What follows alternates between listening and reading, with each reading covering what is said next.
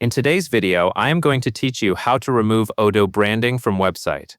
If you have been working on your Odoo website and you noticed branding that you would prefer not to display, this is the setting you want to adjust. The process is straightforward, but it helps to follow along carefully so you disable only what you intend to change.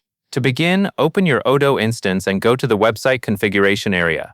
Depending on your setup, you may reach this through the main settings menu. When you arrive at the configuration screens, you will be looking for a section that controls website-related options. This is where Odoo typically groups settings that affect your website appearance and behavior. Once you are in the configuration menu, locate the settings page for the website. Take a moment to scan the page for a heading labeled Website.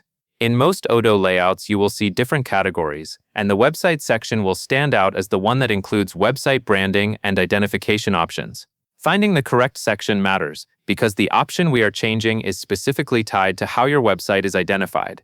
Now, within the website section, look for the option that controls Odoo branding. The label on your screen may include wording like Odoo branding or something very similar, followed by the setting name about website identification. In some versions, it may appear as an identification or branding toggle. What you want to find here is the checkbox that indicates Odoo branding is enabled for your site. When you locate the checkbox for Odoo branding, you will be ready to disable it. Uncheck the box. As you do this, you are telling Odoo that it should stop showing the Odoo branding element linked to the website identification setting. If you do not see an immediate change on the page you are viewing, do not worry because the update typically applies after you save your changes. After unchecking the box, the next step is to save your work.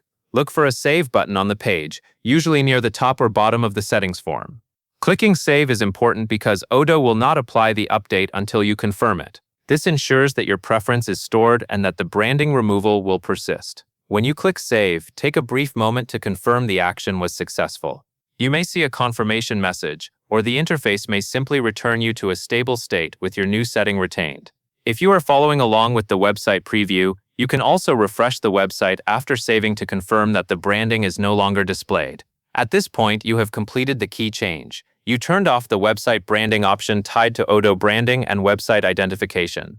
Your website should now behave according to your settings rather than displaying that extra branding element. That covers the entire process you need for removing Odoo branding from your website, and that is all there is to it.